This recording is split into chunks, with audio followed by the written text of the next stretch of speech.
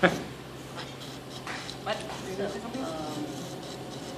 The clay I got out of the bag is very soft. I don't know how to dry it. So, this one's doing it earlier. I was going to point to it. So, Oh, yeah, so you make those little rainbows. Yep, that's what she's doing. That's what that's for. So just cut it up, break it up into chunks, make like giant rainbow bridge. Yep. Just make a bunch of rainbow bridges and then watch them when they kind of solidify to the state you want. That's why this clay in this bag was all lumpy. It was a brand new bag, but it was so wet, and I didn't like it. Yeah. I don't like it. Yeah. Like I took the whole bag, literally, cut it apart and dried the whole thing, and put it back together. Yeah, that's why I have a full bag.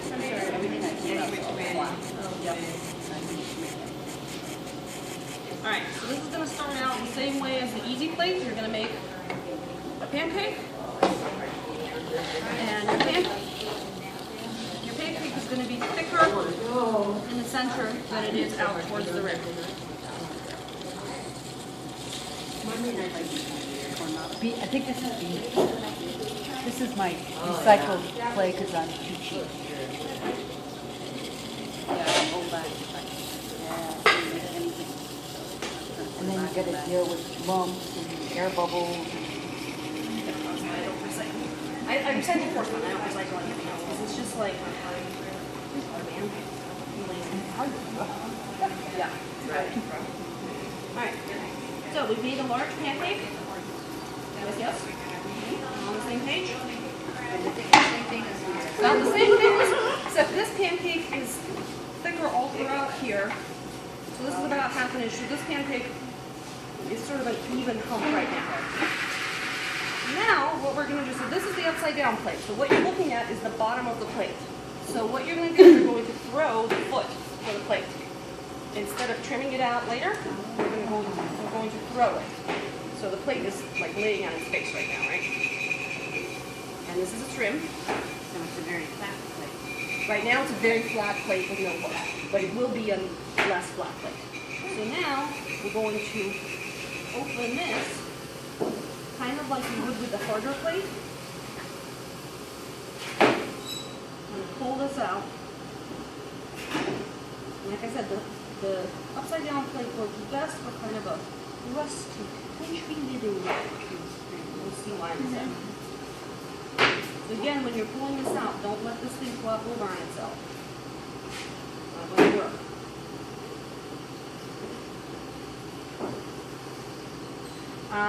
If any of you have ever, if any of you have ever made a plate with a double foot, any of you guys ever put the double foot on your plate? I trim a double. Trim, right. And you trim it in a double foot. You cannot do a double foot on an upside down plate. Cannot. I don't even know what that is. Don't do a double foot. A double foot is when there's one foot here and like a little foot right there. And that's for larger potters. We put that in through the side in the center. Do that to this plate, terrible things will happen. It just doesn't work. Alright. Add it on there? And you don't need to. Okay? The other thing is that the foot needs to be sort of thickish and sort of tallish. You'll see why in a second. Because when you turn it upside down, it needs to be able to support itself, and it's wet clay that's just been thrown. So if it's a delicate, dainty foot, it's not going to work. And your overhang has to be kind of on the smaller side. Yeah, so it's not cantilevering out. And like an inch and a half, 2 inches, somewhere between an inch and 2. I mean, it depends on the size of the plate and the thickness of the plate. And then when you're doing the inside here, you may want to be a little shallower in the center than you are out to here, because that's going to be the center of your plate, right? So it would be we want that to, thinner. yeah, the middle is a little bit thinner than out to here. And then that's your rick. So you can see, you see how this is an upside down plate? Very flat plate that sits upside down? Okay. So it's almost done. So you're throwing it to almost the final thickness of your plate? It is the final thickness. In the whole thing or the center? The whole thing, everywhere. Everywhere. So Okay. this is how thick the Half foot inch? is going to be. closer to a quarter of an inch, I mean half an inch thick plate, that's a pretty heavy plate. Because remember, we're not going to trim it. Okay. So with the foot, yes, it's a half inch, but just right there, it's closer to a quarter of an inch. All right, and then, so when you get to, so any questions on how we got to here? If you want to sign your plate, this is the time to do it. If not, it's going to be done. So now, we're going to take our handy dandy wooden tool, and you're going to slide it under here, just like we did with the other plate, with the second plate. Slide it under here, and its rim is essentially going to flip inside out, right? The tip of your tool needs to come to about the center of this foot. If it comes past the foot, the whole thing's going to fall over. If it doesn't come far enough, the whole thing's going to be really ugly. So about halfway in is what we want that way. Awesome.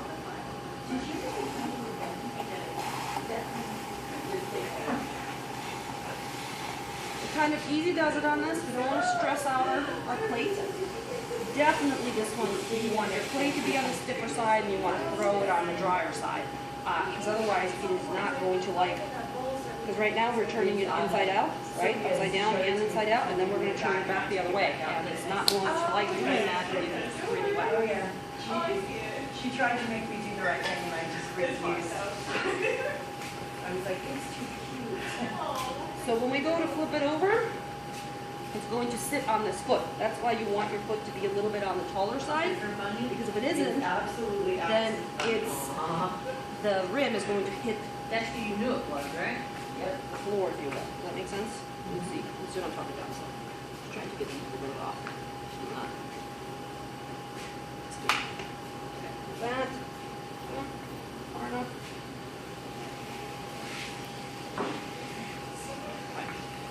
Okay. Cut off. Teach my students what the word single means, so I showed them the bottom on the top. Here's my symbol. I got 90 sheets. Right. Eating a center. Her pot. You're like, oh. Okay. This is, you guys know how I don't ever put water under pieces to slide them off? This is the only piece that I'm going to do that with. Because I need to get it to separate from the back. Yeah.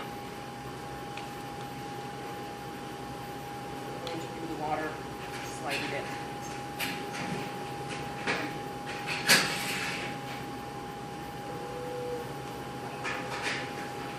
Now, we're going to take this. We're going to take a different bath because I don't want to plastic. Well, it's going to go back up.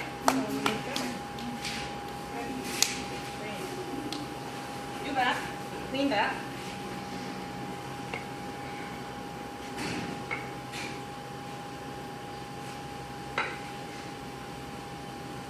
Going to line up your bath. Yeah, this is the magic trick. Going to line up your bath as well as you Cynthia, can. she's doing the magic trick. Oh yeah, you're right. This is the magic trick. You want a magic trick, fine. Although I think you've already seen this magic trick and I'm not sure if you like it. You want to flip it over, It's not a very good magic trick, you guys. right? All I did was turn it upside down. And so this is what I'm talking about. See how like the rim is not touching the back right now? I don't know if you guys can see that. Yeah, that'll help. Just So about that's that. what you sort of want. And you kind of need to wedge your fingers in there and get it to separate from this top back, these bottom back. All right, and we have this. And those normal people are going to look at this and be like, well, that's great. How on earth is that? And now you turn its rim up, so you can see it's super flat here, and the rim is facing the wrong direction. So those are some obvious issues with this piece. Well, these seem like a lot of extra steps with a lot of potential risk. This is somebody who needs to have a diet, who just wants the food to slide Right, off the plate, right, yeah. and you only get what's When you remaining. lift up the rim, the center will cave in. Do you see that? You have a double foot on it. This is what doesn't happen. It doesn't cave in properly.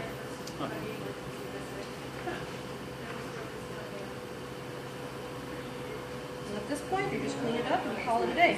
You have to kind of, it's a little tricky. Yeah, there are pitfalls, sort of, but once you're done, like you're done. You're done. You don't need to. So regular plates should take anywhere from a week to a month to dry. A month? If you're drying your plates faster than that, chances are they're going to warp, crack, fall apart, do all kinds of nasty things. When I was in grad school, I used to do a lot of cooking potters, and they were like pretty large wonderful potters. Those things usually take about 2 months to dry. How long was your class? Right? Thank you. Hey, I had 3 years of the program.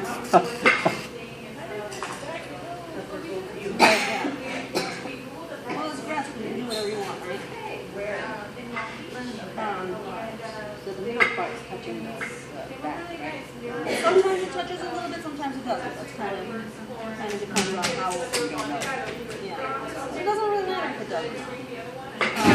What method of production pot do you use, or is that all personal? Not this, yeah. Production potter would probably do, if I were a production potter, I would do the easy plate. If you were like a big burning man, you would probably do the harder plate. Because you have a little more strength.